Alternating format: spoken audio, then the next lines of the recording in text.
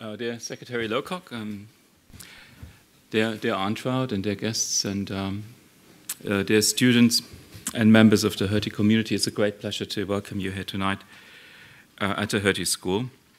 As you know, at the school we try to aim at good teaching and excellent research, but we also want to do what most policy schools do as well, that's to become a place for debate, for public debate. And for many years, I think, looking at the lively culture of political debate that you have in London has been guidance to us, and we often find it very, very stimulating when we come to your part of the world and listen to sometimes controversial, but always very, I think, very open and mostly fair debates about politics. So that's something to be proud of, and I think that's something for us to learn from. Tonight we have a very, very interesting speaker, and I'd like also to thank the British Embassy for making this possible. The speaker tonight is Mark Lowcock. He is a very experienced and very distinguished, accomplished policymaker in the field of developing policy of economic development. He joined DFID in the 80s and has been with that institution, I think, since then, but in different capacities. It took him to Africa in the 90s, where he was the head of the regional office in Central Africa, then placed in Harare, which was a very different country then, probably. He then returned to Europe and worked in the European Union department at DFID before returning to Africa, this time to East Africa, and he became the head of the regional office for East Africa in Nairobi. And then, I think, returning from Africa to Europe once more, he was the director of the Finance and Corporate Performance Unit, and then the Director General of the Corporate Performance and Knowledge Sharing Unit.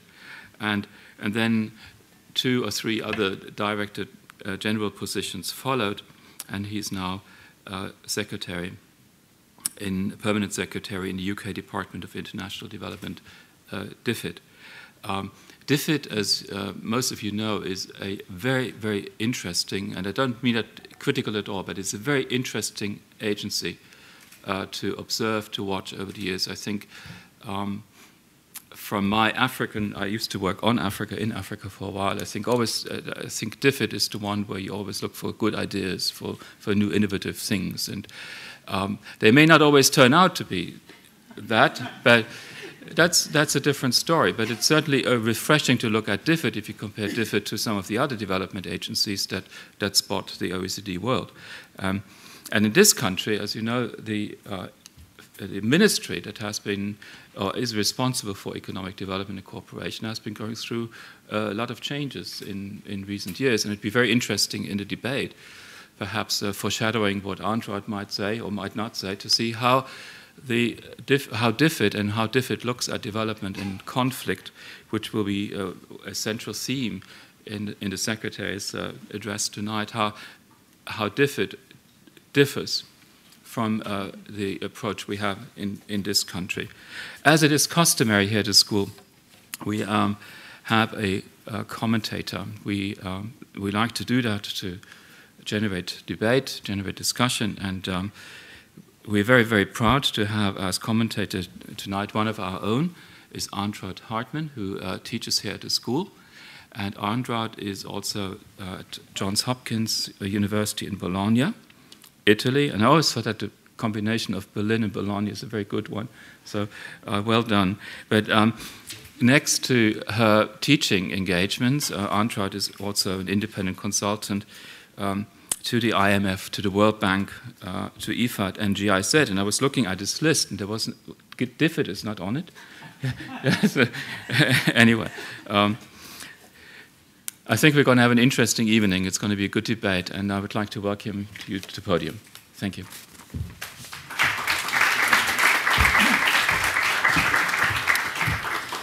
Oh, thank you very much indeed for such a kind introduction.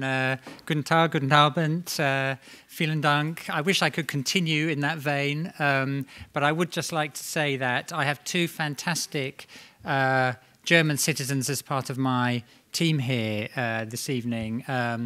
Christoph, where are you? Where's Christoph gone? Who's our secondee from BMZ in DFID, and Franziska. Sie war in Dresden geboren in the early 1980s. She speaks she's not just a citizen of Germany and speaks obviously fantastic German. She speaks better English than I do with a Scottish accent. So if there's anything that's not clear in the idiom, then Franziska is the woman who can translate it for you.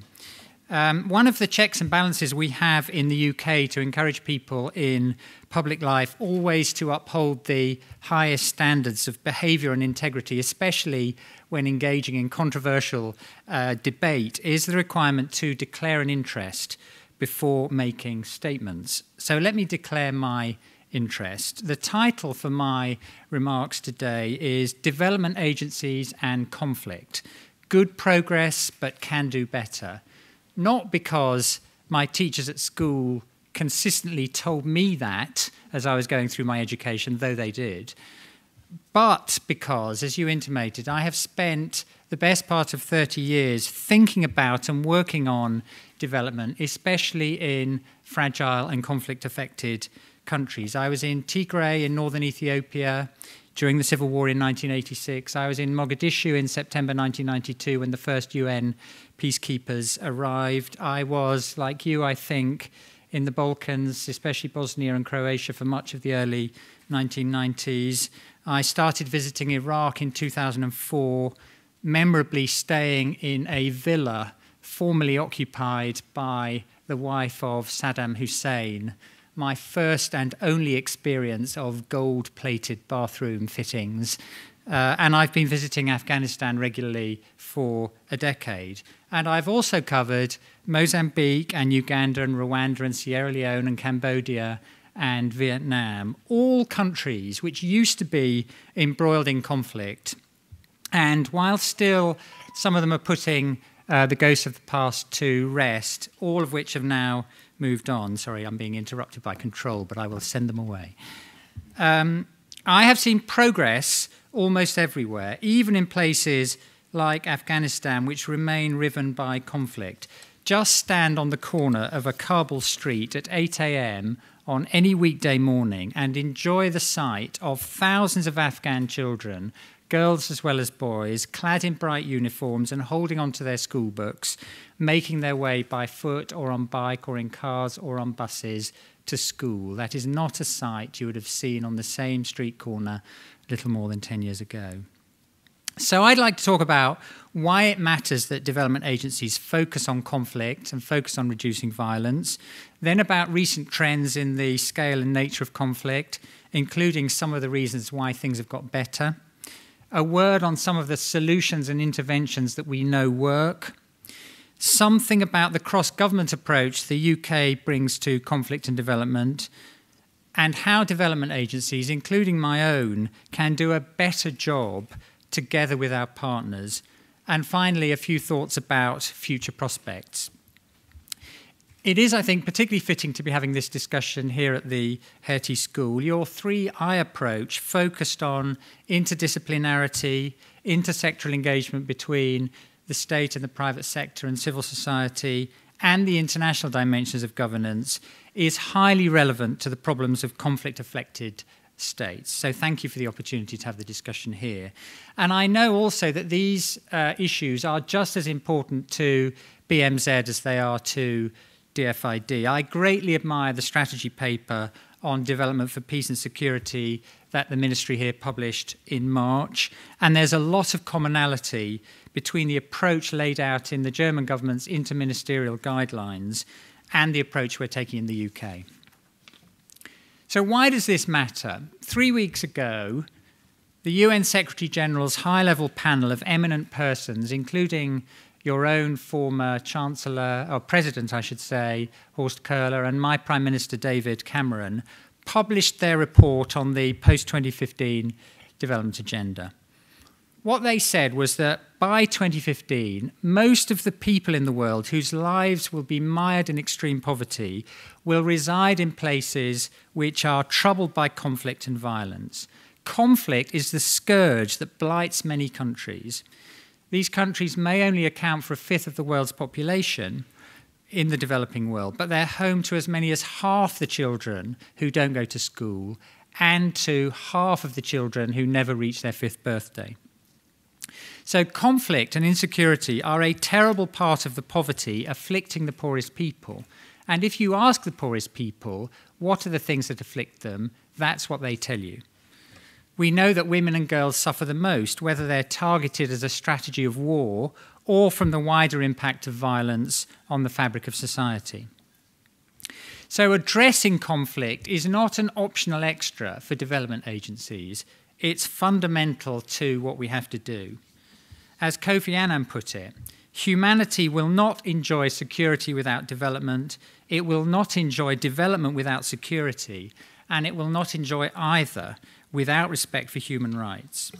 In a world, he said, of interconnected threats and opportunities, it's in each country's self-interest that all of these challenges are addressed effectively. In other words, conflict and violence in developing countries is not just their problem, it's our problem too.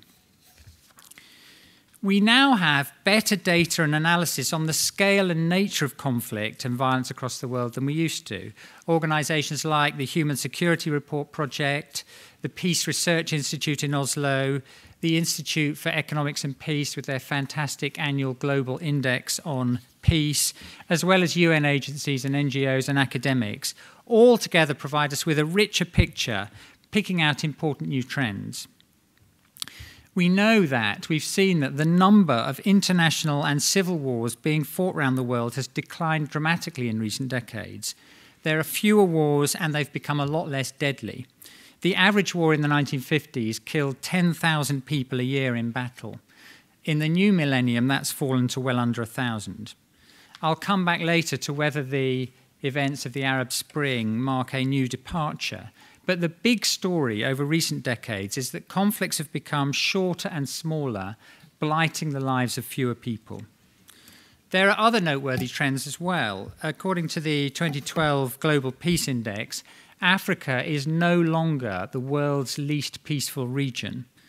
Organised crime and gang warfare, often related to drugs, and terrorism mean that some countries in Latin America and South Asia now suffer more violence than war-torn countries.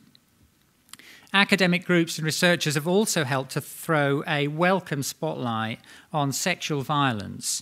And the meeting today of the G8 leaders in Enniskillen in Northern Ireland is looking at how to bolster an initiative started by the UK to prevent sexual violence, especially in conflict. This is a big priority for DFID. We want, over the period between now and 2015, to help 10 million women in the developing world gain access to justice from the current oppression they face, especially from sexual violence. But we're also seeing another more worrying trend. 2011 was the 5th consecutive year in which the number of forcibly displaced people worldwide exceeded 42 million people. So what accounts for what I've described is the general reduction in violence and conflict, notwithstanding the ups and downs that we've seen over the last few decades. Some people, like Steven Pinker, whose book, The Better Angels of Our Nature, The Decline of Violence in History and Its Causes, which is one of the best things I've read on this topic, I really commend it to you. He points to very long-run trends playing out over millennia, driven by changes in human behavior and organization, and even in brain chemistry. More tangibly, perhaps, other people point to the end of colonialism and the end of the Cold War, and the fact that they have created a better environment for the promotion of peace. One conclusive finding, though, of recent research is that there is no simple one-cause explanation for conflict, still less an accompanying silver bullet to solve it. We now do know with confidence that the causes of conflict are multiple and complex, and that every conflict is unique. So if those are some of the trends and explanations, what are the policy implications? I want to pick out 4 in particular. The first is that international peacekeeping and peacemaking has historically been much more effective than it is commonly given credit for. The explosion of activism in the final years of the last century, driven by what Boutros Ghali termed peace building in his famous Agenda for Peace in 1992, was actually a big success. It was spearheaded by the UN. The 20 years since the end of the Cold War saw almost 50 new UN peacekeeping and peacemaking operations. There have been a 9-fold increase in the same period in demobilization, disarmament, and reintegration programs for combatants. New norms and associated sanctions to protect human rights have also made it possible to prosecute leaders for using extreme violence against their citizens. Since 1990, 67 former heads of state have been prosecuted for serious human rights violations or economic crimes during their tenures, both by national courts and by international courts. And regional organisations, especially in Africa, and often led by the African Union, as well as others, have established and enforced norms to check the violent or coercive use of power. Witness, for example, recent events in Côte d'Ivoire and the leading role that its neighbours are playing in promoting progress in Somalia. A second key lesson is that, as the World Bank's World Development Report in 2011 emphasised, legitimate institutions are the key to stability. Violence breaks out where the institutions of the state prey on rather than protect citizens, where they undermine rather than promote social cohesion, and where they're perceived to work against rather than for justice. So it follows that strengthening the effectiveness and the accountability of institutions dedicated to citizen security, justice, and jobs will have the effect of reducing violence. The third thing we've seen is the importance of helping countries deepen democracy. Given our tendency always to focus on the remaining problems, we sometimes fail to acknowledge the success of the march of democracy across the globe, not least in Africa, over recent decades. At the beginning of my career, and you referred to some of the things I've done, the average head of government in countries in which I worked was a self-proclaimed president for life, frequently from a military background, and neither well acquainted with nor much interested in the ballot box. That is a species that now appears to be in decline. Elections are only a beginning, but when citizens are fully participating in decision-making, states tend to handle internal conflict and armed violence more effectively. The fourth policy implication is that we've learned that it's possible to improve economic and social outcomes even during conflicts. The statistic that no fragile or low-income fragile country has achieved any of the Millennium Development Goals is often quoted, and it is true. But many have nevertheless made progress. Maternal mortality was halved in Nepal during the period of the Maoist insurgency. And as the Human Security Group have pointed out, conflict-affected states have done just as well as peaceful states in improving secondary school completion rates over the last 20 years. So promoting economic growth and jobs and basic services, which, after all, are the core things development agencies are supposed to do, turn out to be one of the best long-term strategies also for preventing conflict. The Peace Research Institute in Oslo, which conducted a major study looking at 169 countries since 1946, predict that there will be a continued decline in the proportion of the world's countries afflicted by internal armed conflict over the next 40 years. And one of the main reasons why they make that prediction is because of their projections about economic growth in that same set of countries. Many of the poorest, most fragile countries are projected to have quite good prospects for growth over the next few decades. And as the Oslo researchers say, crudely, if you have an education and a job to match, you have much more to lose from an armed conflict. As we know, rich countries are more peaceful than poorer ones, and that is both a cause and an effect. Let me say a word now about the cross-government UK approach to trying to help developing and especially fragile countries reduce conflict and violence. One of the main lessons we've learned, and I think this is something we have in common also with the government here, is the importance of working effectively across the whole of our government. We now have what we call an integrated approach, combining defence and diplomatic and development efforts so that, hopefully, they add up to more than the sum of their parts. The establishment of our National Security Council in 2010 has marked an important watershed in the UK. It meets weekly, it's chaired by the Prime Minister, it comprises senior ministers, and it's supported by officials led by our National Security Advisor. And it provides cross-government political and strategic direction. Its agenda in the 3 years it's existed has been heavily dominated by issues in the developing world. Our National Security Council is supported by an officials group of permanent secretaries, me and my colleagues. We also meet weekly. We are chaired in our meetings by the National Security Advisor, and our job is to prepare for and follow up meetings of the National Security Council, and, crucially, to ensure good coordination and collaboration across the government. We've learned that it is essential that adequate resources are available.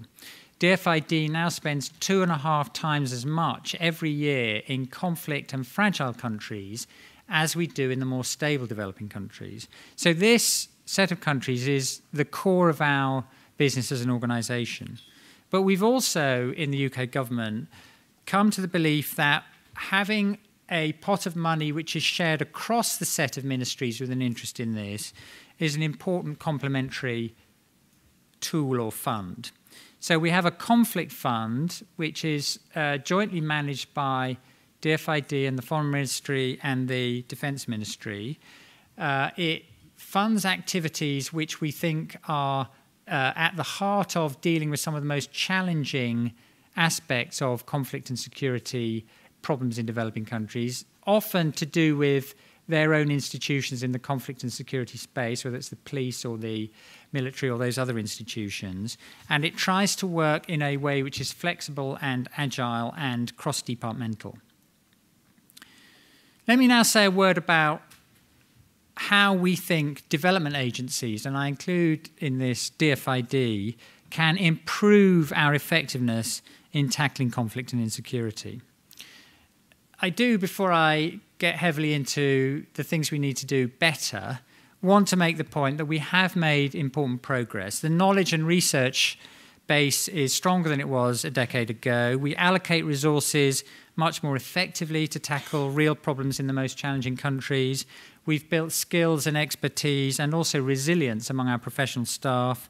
We learn the lessons from one place to another better than we used to, I think. So we have, in the development agencies, contributed to some of the progress in reducing conflict and violence that I referred to earlier, but we need to do better. Bob Zellick, when he was president of the World Bank, summarized the key areas for improvement in the development agencies. He said we need to adapt procedures so that we can respond faster and with more agility, with a longer-term perspective and with greater staying power. He made the point that we need to coordinate the flow of resources better, lessening the burdens on new governments with thin capacity, that we need a better handoff or transfer of responsibilities from humanitarian agencies to the development agencies, and that we need to accept a greater level of risk, including a willingness from our legislatures and our auditors, and I am an auditor among other things, so I think it's okay for me to take a pop at the audit profession. We have to have a greater willingness to accept and tolerate mistakes and failures. There are 4 particular areas in which we in DFID are trying to do better on this agenda, which I think are perhaps areas that others can also have a look at. Firstly, we need to be more responsive to what the effective and well-motivated leaders in countries ravaged by conflict say is the help they need. That's what the so-called New Deal that we've all signed up to is about. Take the case of Timor-Leste, East Timor as it used to be called. That's a country which had been ravaged by violence, with destruction of 70% of all the buildings, homes and schools in the country, had an estimated 75% of the population of the country displaced in the years running up through the civil war and into independence in 2002. When security deteriorated again in 2006, the government felt it had to request military assistance from its neighbours and humanitarian and police assistance from the United Nations.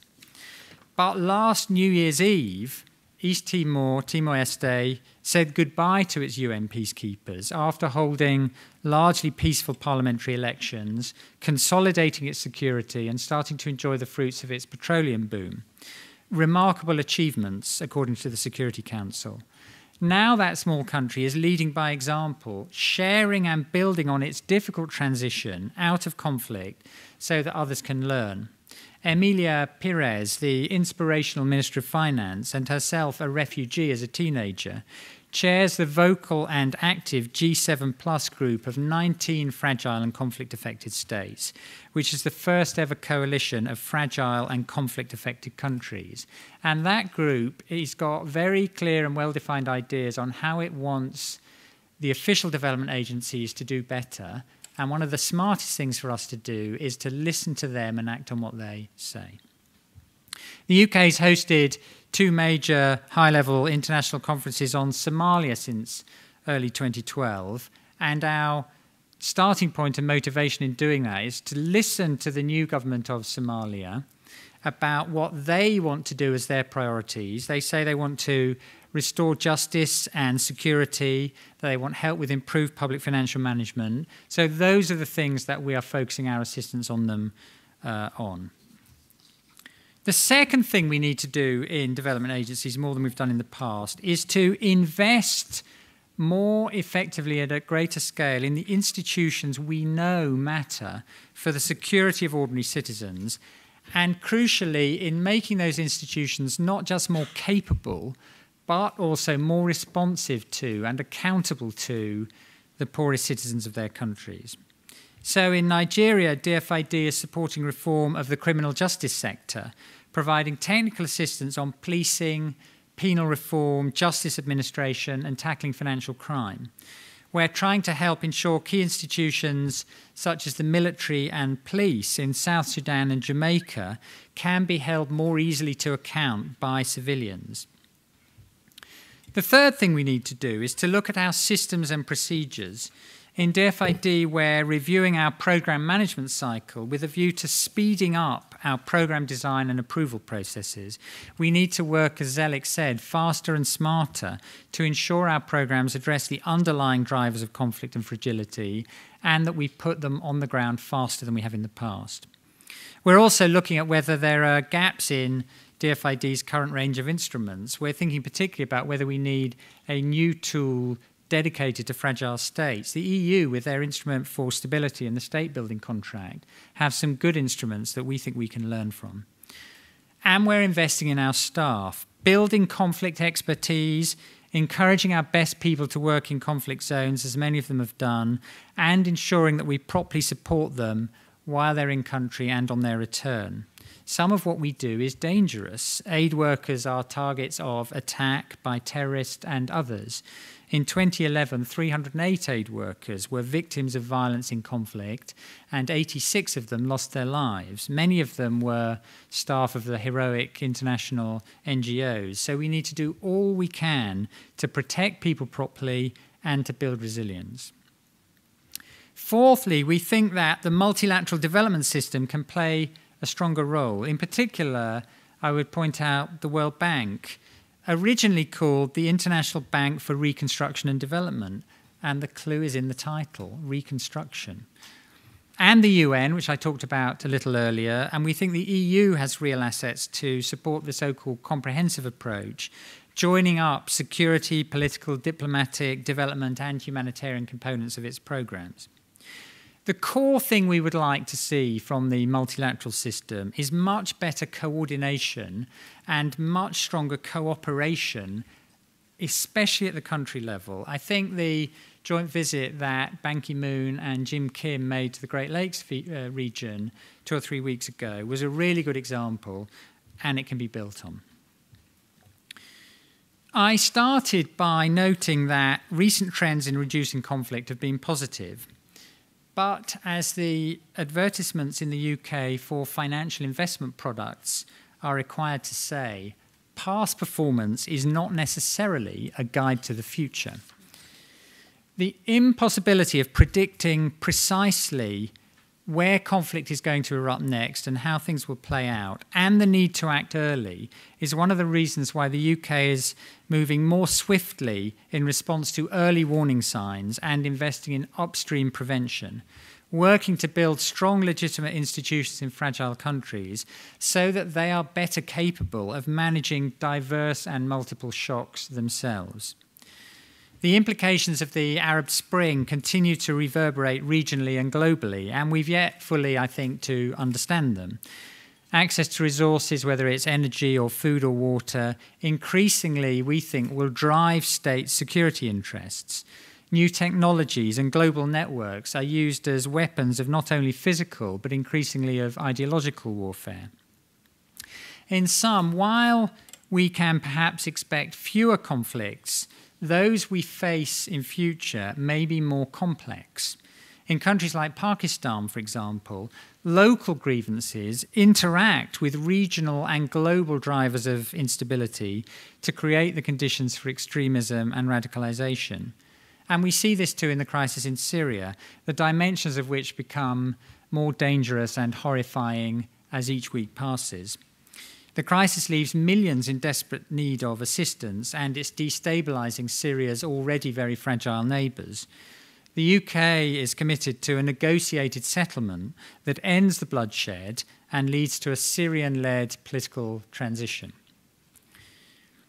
Let me, in conclusion, just repeat that I think we should draw confidence from recent experience. The UN panel on the post-2015 development agenda recommends that there should be new goals and targets for tackling conflict head-on. Those are targets that we can meet. As the panel say, many countries have successfully made the transition from endemic violence to successful development, and we can learn important lessons from their powerful example. Thank you very much indeed.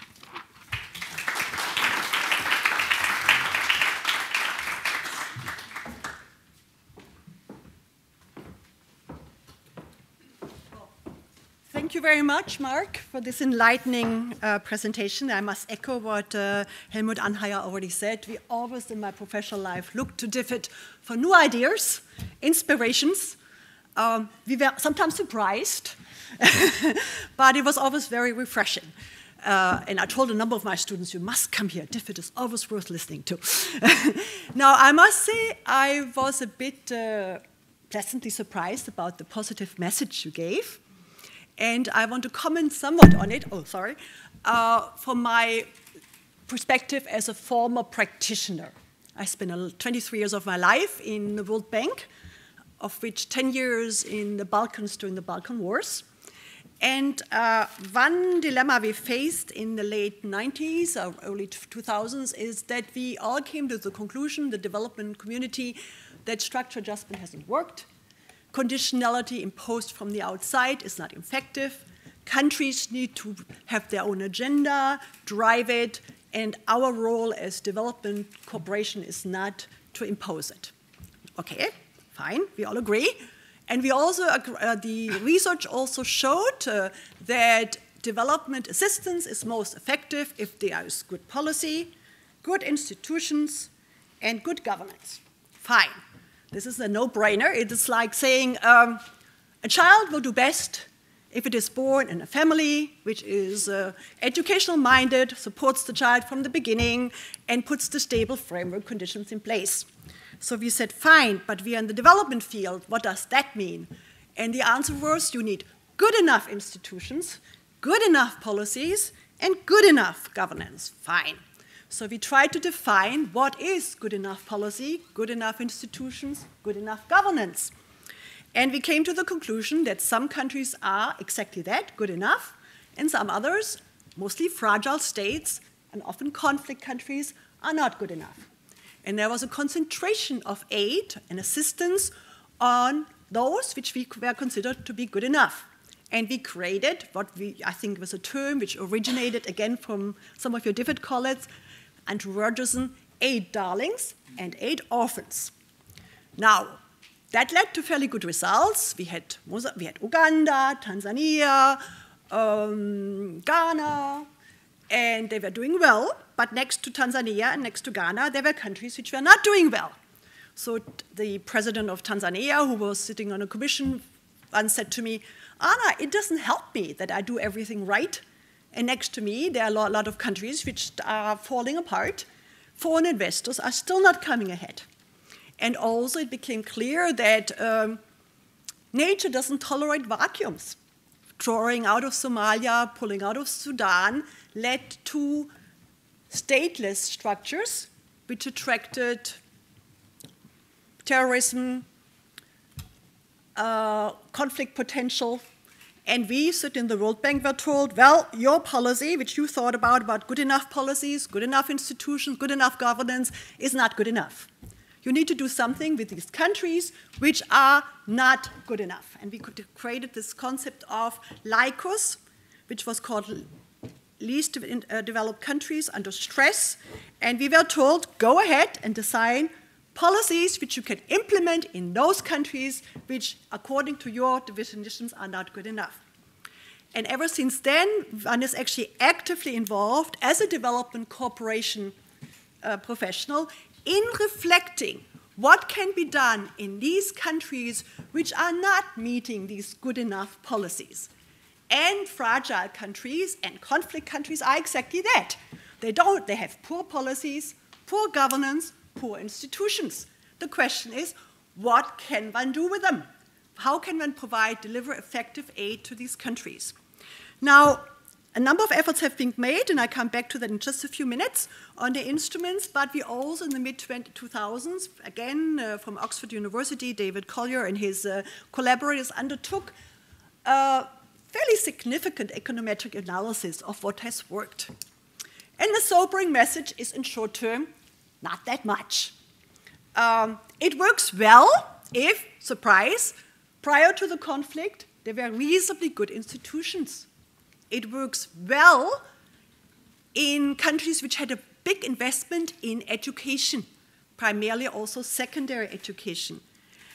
It works well in countries in the initial stage, but it's very difficult through development assistance from the outside to achieve a sustainable turnaround. That means we often see early successes, but to make these early successes sustainable is a big challenge. On the average, these econometricians calculated that it takes exactly 54 years to make a fragile state not fragile anymore. That's a hell of a long time. So I'm very pleased to hear the positive message, which sounds much more positive than what these econometricians predict, that in your judgment, and I guess I imagine that real-life judgment does make a difference, and often you're right, the message is more upbeat. But now let me also just make a few comments on what other findings are, that aid or interventions in conflict states or fragile states, it's not the same thing, require technical assistance. That should be music in the ears of my German colleagues, because Germany is known for good technical assistance. But the cautious message is, A, not more than 5% of GDP, which is quite a lot, and not only technical assistance. You need monetary transfers, particularly in the initial stages, in the first few years, but dosed appropriately, because all econometric evidence also shows too much money thrown at weak structures increases corruption significantly. So the appropriate dosing is very important. And now let me add some particular my own professional experience on that is budget support loans, money given directly to institutions so they can build up their own financial systems, budgets, is key. That's not shared by many development agencies. DFID being an exception because you do a lot of budget lending, because typically political systems want to have projects.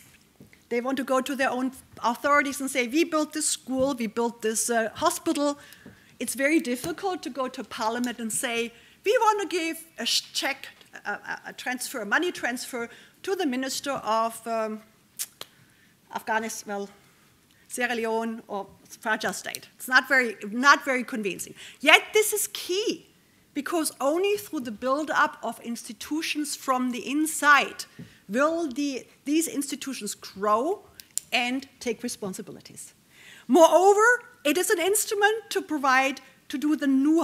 assure that no harm will be done. Too much aid in conflict zones can do harm. How? By channeling resources into the system, you can actually actively encourage remilitarization. You can increase the budgets which go into the military build-up.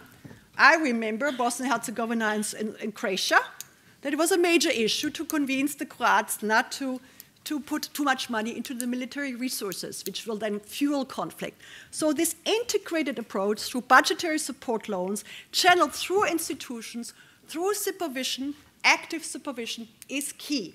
Many development institutions argue we need transfer of active statehood to trusteeship from the outside by external agencies for a certain limited period of time. That's probably an appropriate way, but only for a certain limited period of time. Let me just, to come to the conclusion, look a bit in the future. How can we prevent conflicts?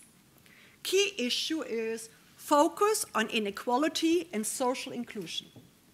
Typically, conflict erupts from the exclusion of certain groups. Build inclusive institutions where members, civil society, different ethnic groups participate and take charge of it. Efficiency is not the only objective. It is the integration of the society around institutions. Schools, communities, maintaining environmental protection. It requires a much less etatic approach than we often in the development system pursue. We need to look into regional systems. Peace and security cannot be sustained by the nation state alone. Just as the president I quoted from Tanzania said, I do everything right, and my country is still not thriving because around me there are all these countries of instability. We need to focus on a regional approach rather than just a nation-state approach. Job creation, employment for the youth is a key issue, and it figures prominently in the UN panel which you have referred to, which we did not have in the old MDG agenda. But conflict does not only erupt in the fragile, low-income countries, and the Arab Spring just demonstrated to us. Dissatisfied, educated youth, unemployed, not part of the society, feeling excluded, can lead to conflict. So that should indeed be in the focus of the next 15 years. Let me add a concern on Africa. We all declare victory as development practitioners that Africa is finally seeing growth. And much of the projections we make is based on good performance in growth performance in Africa and in Asia.